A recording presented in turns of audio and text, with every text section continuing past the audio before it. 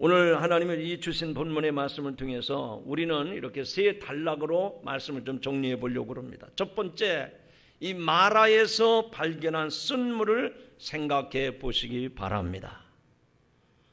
이것이 이스라엘 백성들의 이야기가 아니라 오늘 내 인생 여정 가운데 내가 지금 결혼해서 신혼의 꿈을 펼쳐나가는데 내 가정에 인생의 쓴물이 왔다고 생각을 해보세요.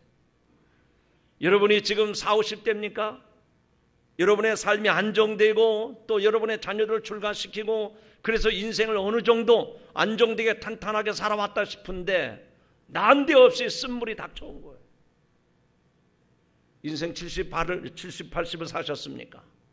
이제는 노후를 편안하게 보내고 싶은데 난데없이 청천벽력 같은 암덩어리가 발견됐다든지 또 돌이킬 수 없는 인생의 큰 문제, 위기 앞에 부딪혔다고 생각해 보십시오. 다 우리의 이야기입니다. 우리가 살아가는 삶의 이야기입니다. 여기 이스라엘 백성들이 애굽을 떠나서 홍해 바다를 건너서 광야 길로 들어갔습니다. 여러분, 애굽 사람들이 쫓아올까 봐 두려워했었는데 그 출애굽을 기적같이 경험했지 않았습니까? 건널 수 없는 그 홍해 바다도 마른 땅같이 건너갔지 않았습니까? 이제는 서로 광야예요. 거기는 아무 걱정이 없습니다. 그저 그냥 노래 부르면서 하나님이 약속하신 가나안 땅으로 가기만 하면 되는 겁니다. 그런데 난데없이 물이 없어졌어요. 물이 있긴 있었지만 쓴물이라고 했습니다. 여러분, 마실 물을 얻지 못했던 이스라엘 백성들, 광야에서 물이 없다고 하는 말은 그냥 우리가 일상적인 이야기로 듣고 흘러버리면 안 됩니다. 그것은 고통스러운 정도가 아니라 죽음의 공포를 느끼게 하는 일입니다. 다행히 마라라는 지역에 이르러서야 물을 발견했어요. 이제 살 길이 있구나 했는데 그 물을 떠서 마셔보니 써서 마실 수가 없는 물이었습니다. 물은 물이로되 마실 수 없는 물이었어요. 이것은 우리 인생의 단면을 보여주고 있는 내용입니다.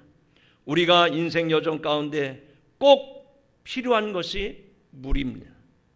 물이 아무것도 아닌 것 같지만 물을 떠나서는 살 수 없는 것이 인간입니다. 그 이스라엘 백성들이 광야 3일 길을 걸어갔습니다. 그런데 물이 없어요. 모든 백성들이 고통스러워합니다. 아니, 고통스러운 정도가 아니라 죽음의 위기를 느낄 정도로 힘든 상황이었습니다. 물이 있었지만 마실 수 없는 물입니다. 생존의 위기를 느끼게 된 것입니다. 어제 제가 이제 이 말씀을 한 2달 전에 정해놓고 이 말씀을 준비하다가 어제 텔레비전을 잠깐 보는데 이 말씀하고 딱 연결되는 내용이 나오는 거예요. 혹시 여러분들도 보신 분들이 계실 겁니다. KBS 1텔레비전에서 2012 희망로드 대장정이라고 하는 프로가 방영이 됐어요.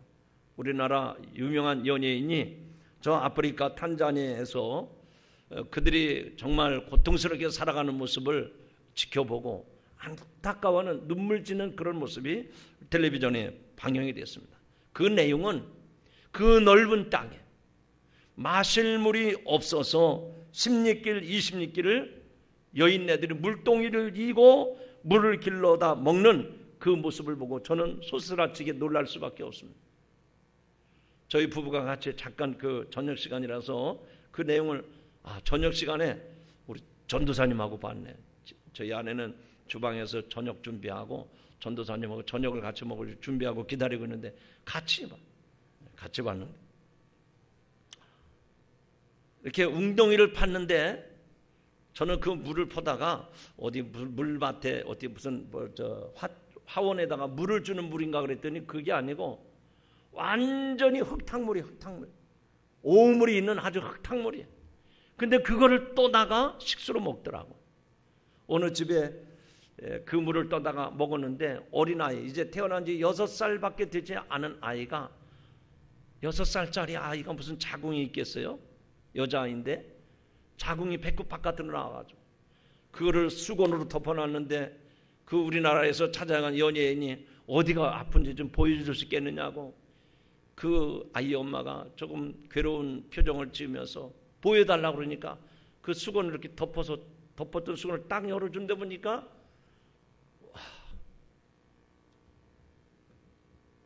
여섯 살이 아니죠. 6개월 된 갓난아기가 어린애기죠.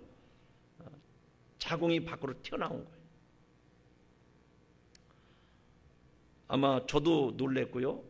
그 프로를 보신 분들은 많은 놀라움을 가져왔을 겁니다. 지금도 이 땅에는 많은 사람들이 마실 물이 없어서 고통당하고 신음하고 있습니다. 물이 우리의 생활이 얼마나 중요한지를 지금도 세계 지구촌 구석구석에서 우리가 보고 경험할 수가 있습니다. 그 당시 이스라엘 백성들도 마찬가지였습니다. 그들이 발견한 물은 정말 귀한 물이었는데 불행하게도 마실 수 없는 쓴물이었습니다. 그들은 그 마실 수 없는 쓴물 앞에 절망을 합니다. 그리고 모세를 향해서 원망을 합니다. 며칠 전 출애굽의 기적과 홍해를 건너는 기적을 경험했음에도 불구하고 단지 마실 물을 얻지 못했다고 하는 이유로 모세에게 원망을 하고 불평을 합니다. 이것이 우리 인간의 간사함과 유약함을 그대로 보여주는 모습입니다. 사랑하는 성도 여러분, 사랑하는 여러분, 우리 모두도 다 이와 같은 인생에 쓴물이 있다는 사실을 기억하시기 바랍니다. 내 주변에 많은 사람들이 있습니다. 그래서 그 사람들이 내 삶에 해가를 줄 만한 그런 사람인 줄 알았는데 돌이켜보니까 그 사람이 내 인생에 쓴물이 된 거예요. 나를 이용해 먹고 나를 짓밟고 나를 저 깊은 수렁에 빠뜨리는 사람들. 지금까지 인간관계를 맺고 살아왔는데 내 주변에 있는 사람들이 그런 사람이었다고 하는 것이죠. 쓴물과 같은 사람도 있고요. 어떤 사람은 여러분이 겪어가는 하루하루의 삶의 사건들이 이 쓴물과 같은 사건들이 계속됩니다. 어떤 사람은 그러한 환경 속에 살아가고 있습니다. 처음에 그렇게 믿었던 사람이 갑자기 얼굴이 변해서 등을 돌립니다. 이런 일들이 얼마나 허다합니까? 성경에도 보니까 다윗이 다른 사람에게 배신당한 것이 아니라 자기의 아들 압살롬에게 배신을 당하고 압살롬에게 쫓기는 불행한 신세가 되었습니다. 또 일이 잘 될 줄 알았는데 그래서 그 일을 기대했었는데 그 일이 잘 안 되는 바람에 낭패를 봅니다. 아니 인생의 큰 시련을 겪는 경우도 있습니다. 예수님께서 이 땅에 사역을 감당하시는 가운데 12 제자를 선택하셔가지고 그 제자들에게 귀한 사역을 맡겨주셨습니다. 그런데 가장 믿을 만한 제자에게 예수님이 돈보따리를 딱 맡겨주셨어요. 너는 우리들의 돈을 관리하라. 그래서 가룟 유다에게 그 돈을 맡겼지만 가룟 유다는 은 30냥에 예수님을 팔아버리고 말았습니다. 내가 처한 상황과 그 환경이 우리 인생에 쓴물이 되는 경우도 얼마나 많습니까? 내가 지금 처한 상황이 내가 지금 겪고 있는 이 지금 환경이 내 삶에 쓴물이 되는 경우도 많단 말이죠. 예수님의 경우를 두고 생각해 보시기 바랍니다. 예수님이 로마 병정들이 붙잡혀가지고 이제 대제사장 뜰에 붙잡혀가지고 신문을 받게 됩니다. 물론 예수님은 가시기 전에 제자들에게 다 말씀을 하셨어요. 내가 이렇게 사람들에게 붙잡혀서 고난을 당하고 죽임을 당한 후에 3일 만에 다시 살아나리라. 그때 예수님의 수제자였던 베드로는 예수님에게 뭐라고 얘기합니까? 모두 다 주를 버릴지라도 결코 나는 주를 버리지 않겠나이다. 내가 주와 함께 죽을지언정 주를 부인하지 않겠나이다. 이렇게 호언장담했던 예수님의 제자 중에 수제자였던 베드로가 예수님을 뒤따라가다가 그 대제사장의 뜰에 들어가서 예수님이 신문 받는 모습을 보고 거기에 섰던 사람들이 베드로에게 찾아와서 너도 예수 믿는 사람이지 손가락질을 할 때 눈빛 하나 변하지 않냐고 나 예수를 모른다고 부인을 합니다. 그 집에서 일하고 있던 계집종이 나와서 당신이 말하는 그 말투를 들어보니 예수님의 제자님이 틀림이 없다 하니까 베드로는 어떻게 합니까? 저주하고 맹세하면서까지 예수님을 모른다고 부인하지 않습니까? 여러분, 내가 처한 상황, 내가 처하고 있는 지금 이 환경 때문에 내 인생에 쓴물이 되는 경우도 허다합니다. 그때 사람들은 어떻게 합니까? 마실 줄 알았는데, 단물인 줄 알았는데 쓴물이었기 때문에 좌절하고 절망을 합니다. 때로는 내가 다른 사람의 쓴물이 되기도 합니다. 이런 인생의 쓴물 앞에서 여러분들은 어떤 태도를 취합니까? 아마 여러분들이 여러분 나름대로 나는 그래도 괜찮은 사람이다. 나는 악한 사람이 아니고 나는 다른 사람에게 손가락질 받지 않고 내가 다른 사람을 악하게 해치고 그런 사람이 없다. 저도 그렇고 여러분도 그렇고 다 그렇게 사실 거예요.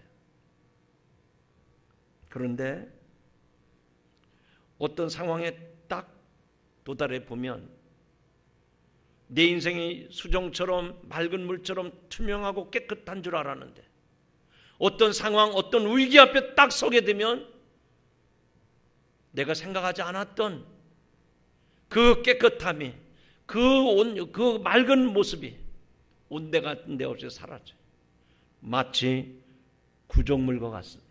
오늘 새벽에도 그런 말씀을 드렸는데 구정물을 모르시는 분은 없죠. 옛날에는 농가 문화를 보면 소나 돼지를 키울 때 저 부엌 옆에다가 음식 설거지하고 나온 찌꺼기, 그 음식물들은 다 구정물로 버립니다. 저는 어릴 때 이 돼지를 키우는 집에서 살았기 때문에 부모님들이 구정물 보다가 돼지 줘라 그러면 제가 바켓스에다가, 바켓스는 일본 말입니다, 이렇게 양동이 같은 데에다가 구정물을 떠다가 한 그릇 떠다가 주면은 먹는 건지 흘리는 건지 모르지만 뭐 거품을 물면서 돼지가 그걸 먹어요. 그런데 그 구정물을 뜨러 가기 전에 이 바가지를 들고 구정물을 뜨려고 딱 쳐다보면 얼마나 맑은지 모릅니다. 깨끗합니다. 속이 다 보일 정도로 맑은 물이에요. 그런데 그 구정물을 그대로 퍼다 주는 것이 아니라 막대기를 찧어가죠. 부엌에 있는 그 부직갱이를 가지고 구정물을 휘휘 저어봅니다. 그러면 그 속에 가라앉은 오물들이, 그 찌꺼기들이 다 올라옵니다. 밥알도 올라오고 콩나물도 올라오고 또 명태 대가리도 올라오고 다 올라오는 거예요. 냄새는 오죽합니까?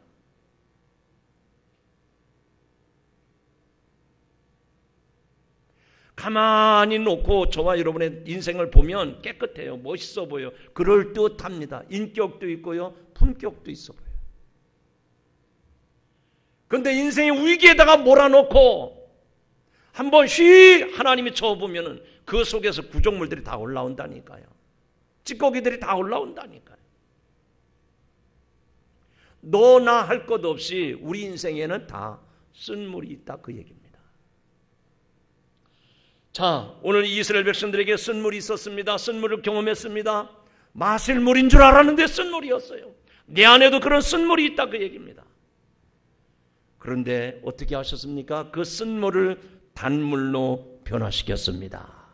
할렐루야. 한번 따라합시다. 하나님이 쓴물을 단물로 변화시킵니다. 할렐루야. 먹을 수 없는 쓴물 앞에서 이스라엘 백성들은 쓴물이라고 하는 문제에만 집중하고 있습니다. 대부분의 사람들이 이런 문제에 봉착하게 되면, 이런 사람들을 만나고 이런 상황에 처하게 되면 그 문제만 급급하게 바라본다, 그 얘기입니다. 그러나 그들의 지도자 모세는 달랐습니다. 그날 이 문제를 해결하기 위해서 모든 백성들이 원망을 한 몸에 받고 하나님 앞에 나아가 매달려 부르짖었던 모세. 저와 여러분도 모세처럼 그 사명을 감당하기를 주님의 이름으로 축원합니다. 사람들을 원망하고 모세에 대해서 악담을 하고 어쩌면 돌을 들어서 모세를 쳐 죽이려고 달려들었을지도 모를 것입니다. 사람들은 왜 그랬을까요? 그 마실 물인 줄 알았는데 쓴물만 바라보니까 그렇게 된 거예요. 그러나 이 절대절명의 위기 앞에서 지도자 모세는 이 문제를 어떻게 해결하는지 해결 방법을 알았기 때문에 그 원망을 다 온몸에 받고 하나님 앞에 엎드립니다. 사랑하는 성도 여러분, 사랑하는 형제 여러분, 여러분의 인생에 쓴물이 있습니다. 그 문제를 어떻게 해결하시겠습니까? 이 사람을 만나도 이런 상황에 처해도 다 우리 인생의 쓴물을 경험할 수밖에 없어요. 그 쓴물을 단물로 바꾸게 하는 일은 하나님 앞에 나가 엎드리는 길밖에 없는 줄로 믿으시기 바랍니다. 하나님 앞에 모세가 간절히 엎드려 부복해서 부르짖어 기도할 때 하나님께서 아브라함에게 지시하십니다. 저 나무를 물에 던져 넣어라. 여러분, 이 나무는요, 갑자기 하루아침에 보던 나무가 아닙니다. 늘 모세는 그곳을 왔다 갔다 했던 곳이기 때문에 늘 곁에 있던 나무였어요. 근데 하나님은 그 늘 있던, 옆에 늘상 있던 그 나무 하나를 지시하시면서 그것을 집어 물 가운데 던지라는 겁니다. 사랑하는 성도 여러분, 여러분도 여러분의 이성이나 여러분의 합리적인 생각으로 이런 것 가지고 문제가 해결되겠나 하기 쉽지만, 그러나 하나님의 역사는 다릅니다. 우리의 상상과 우리의 이성과 우리의 합리적인 사고를 뛰어넘어서 하나님의 역사는 지금도 우리를 통해서 얼마든지 일어나는 줄로 믿으시기 바랍니다. 기도하다가 이게 꿈인가 생신가, 하나님의 음성을 들은 모세는 지체하지 아니하고 하나님이 오늘 나에게 말씀하시는구나, 하나님이 이 문제를 해결하시는구나, 하나님이 지금 일을 하시는구나, 그대로 순종하고 나무 하나를 들어서 물에 던졌을 때 쓴물이 변하여 단물이 된 줄로 믿습니다. 사랑하는 성도 여러분, 하나님이 가르치신 그 하나의 나무가 무엇일까요? 여러분들의 생각으로는 그 나무는 아무 쓸모없는 조각목처럼, 아니면 그냥 길거리에 그냥 사람들의 발길에 채이는 그런 나무처럼 생각할지 모릅니다. 그러나 오늘 우리는 이 나무가 어떤 나무인지를 알아야 됩니다. 하나님이 우리를 구원하시기 위해서 예수 그리스도를 십자가에 달려 죽게 했던 저 십자가인 줄로 믿습니다. 여러분에게 있어서 십자가는 무엇입니까? 쓴물을 달물로 경험하게 하는 하나님의 능력이 우리가 믿는 십자가인 줄로 믿습니다. 바꿔 말하면 여러분에게 있어서 예수 그리스도의 십자가는 어떤 존재입니까? 성도들이 교회 다니면 이렇게 여기다 걸고 다니는 그런 액세서리 십자가입니까?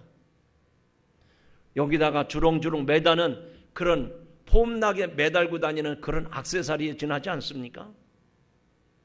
십자가는 액세서리가 아닙니다.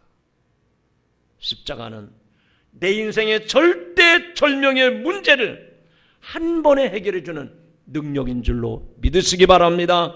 축복인 줄로 믿으시기 바랍니다. 내 인생의 모든 문제의 해답이 이 십자가 안에 있음을 믿으시기 바랍니다.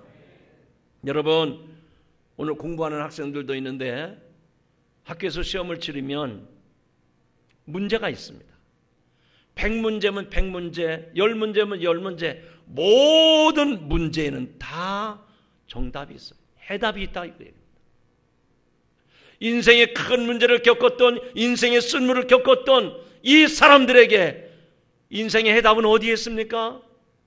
다른 데 있는 것이 아니라 예수 그리스도 안에 있음을 믿으시기 바랍니다. 한번 따라하시죠. 문제에는 반드시 답이 있습니다. 여러분에게 쓴물을 인생의 어려운 문제였지만 예수님만이 유일한 인생의 해답을 주심을 믿으시기 바랍니다. 그 십자가가 정답입니다. 그렇습니다. 십자가는 쓴물 같은 망가진 인생, 고통스러운 삶을 고치는 하나님의 능력이요, 우리의 삶을 회복시키는, 우리의 삶을 온전케 하는 하나님의 축복이 됨을 믿으시기 바랍니다.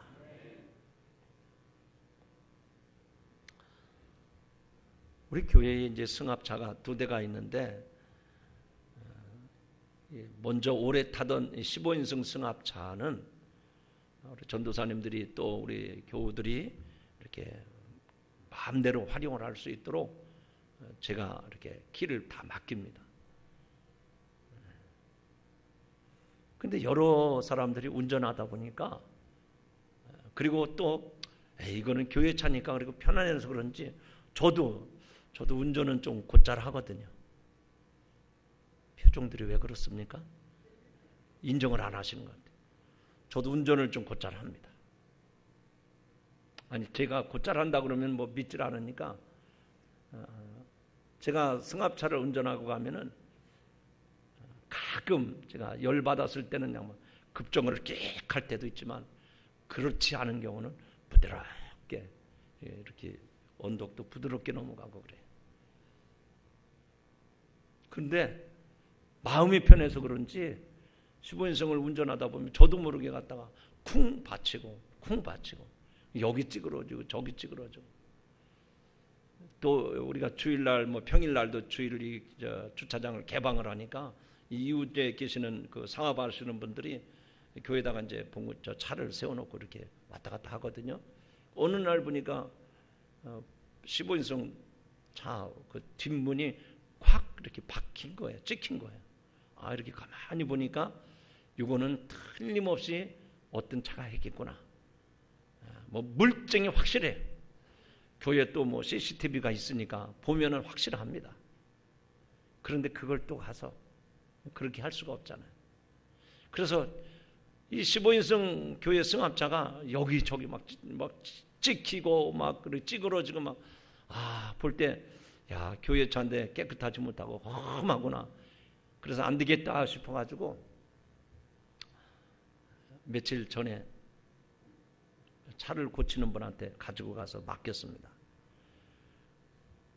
그래서 제가 그 사장님한테 차를 맡길 때는요, 그게 무슨 이렇게 큰 차를 고치는 그런 자동차 서비스 센터가 아니라 개인이 혼자, 직원도 없이 자기 혼자 하시는 분이에요.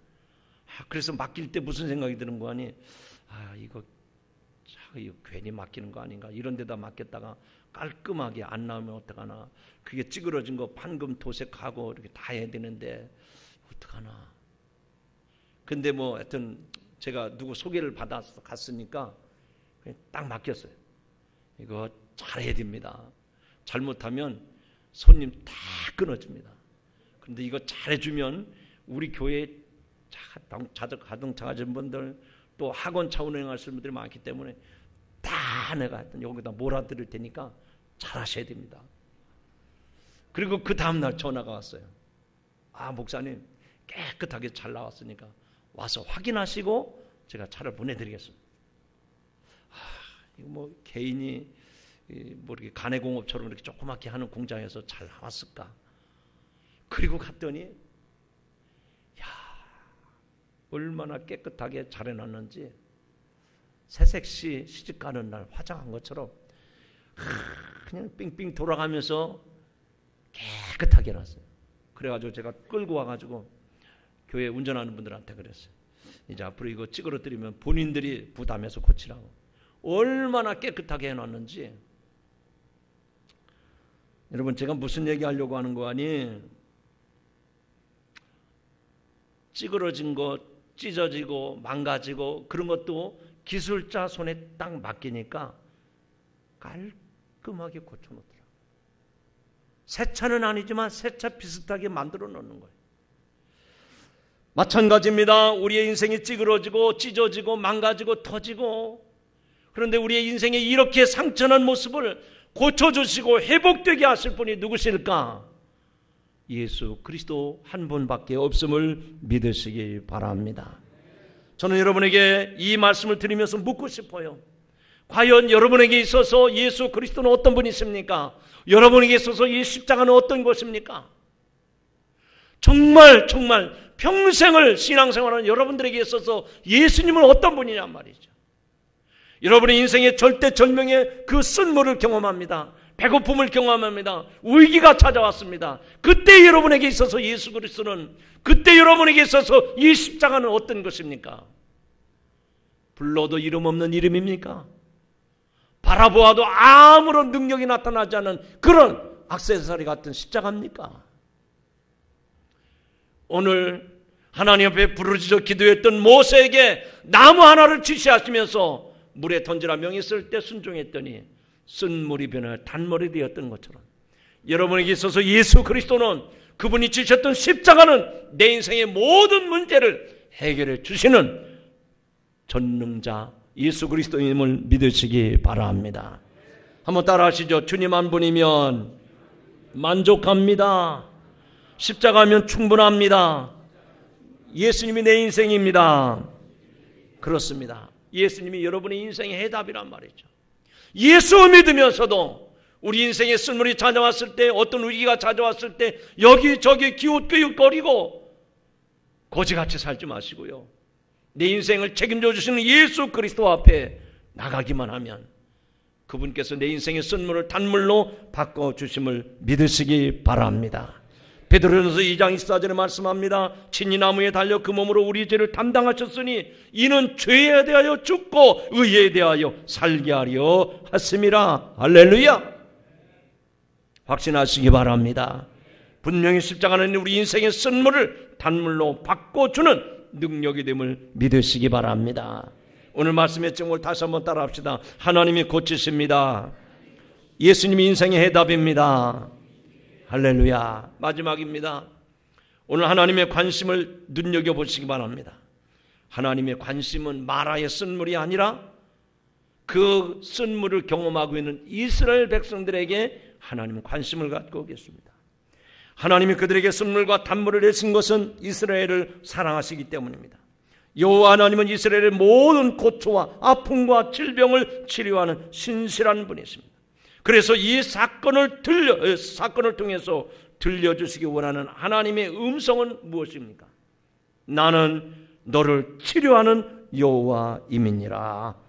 할렐루야. 크게 합시다. 나는 너를 치료하는 여호와임이니라.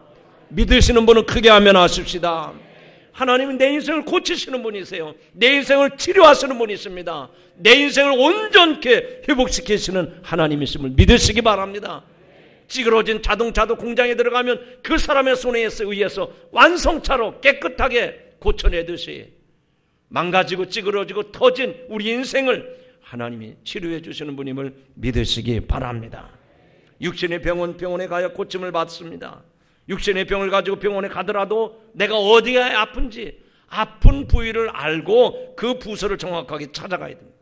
만약에 치아가 아픈데 정형외과를 찾아간다든지 배가 아픈데 정신과를 찾아가면 안 되듯이 내 영혼이, 하나님이 내 영혼이 어디가 아픈지를 정확하게 아시고 정확하게 치료하는 분이 전능하신 하나님이심을 믿으시기 바랍니다. 뿐만 아니라 하나님은 모든 질병으로부터 그들을 보호하시겠다고 약속하시는 그 약속 앞에서 이스라엘 백성들에게 하나님이 율례와 법도를 주셨습니다. 왜 율례와 법도를 주셨을까요? 너희들이 이런 과정을 통해서 고생을 했고 이런 시행착오를 겪었기 때문에 다시는 저 이방인들과 같이 살지 말고 내가 너희들에게 명하는 대로 이 율법을 따라서 이 법도를 따라서 살아가라고 하나님께서 그 백성들에게 말씀을 주시는 줄로 믿으시기 바랍니다. 하나님은 우리의 필요를 채워주시는 것만으로 만족하지 아니하십니다. 우리가 그분의 뜻에 순종하며 거룩하게 살아가도록 오늘도 이 시간에 말씀을 주시고 하나님의 법도를 가르쳐 주시는 줄로 믿습니다. 사랑하는 성도 여러분, 하나님께서 저와 여러분 이 자리로 불러내시고 하나님의 말씀을 들려주셨습니다. 그리고 이스라엘 백성들의 이런 과거의 사건을 통해서 어떻게 살아가야 되는지 인생의 바른 길을 제시해 주셨습니다. 그게 법도입니다. 법도. 바꿔 말하면 정도입니다. 인생에 수많은 길이 있지만 바른 길이 어딘지 알 수 없어요. 예수님 말씀하십니다. 내가 곧 길이요 진리요 생명이니 나로 말미암지 않고는 아버지께로 올 자가 없느니라. 사랑하는 성도 여러분, 오늘 이 말씀을 마음에 품고 여러분의 모든 인생의 쓴 문제들을 주님 앞에 내려놓으시기 바랍니다. 그러면 그분이 고쳐주십니다. 온전케 치료해 주실 줄로 믿습니다. 완전한 삶으로 우리를 회복시켜 주실 줄로 믿습니다. 다시 한번 따라하시죠. 하나님이 고치십니다. 하나님은 인생, 쓴물 인생이 단물 인생이 되는 비결을 우리에게 오늘 말씀을 통해서 알려주셨습니다. 의를 행하며 하나님의 말씀과 법도를 지키며 그 하나님의 말씀을 따라 살아갈 때 그러한 삶으로 우리를 인도하시겠다고 약속을 하십니다. 하나님을 신뢰하며 그 믿음으로 살아갈 때 인생의 쓴물 앞에서 하나님의 사랑과 능력과 축복을 경험하며 날마다 하나님께 영광을 돌리며 살아가는 여러분들이 되기를 주님의 이름으로 축원합니다.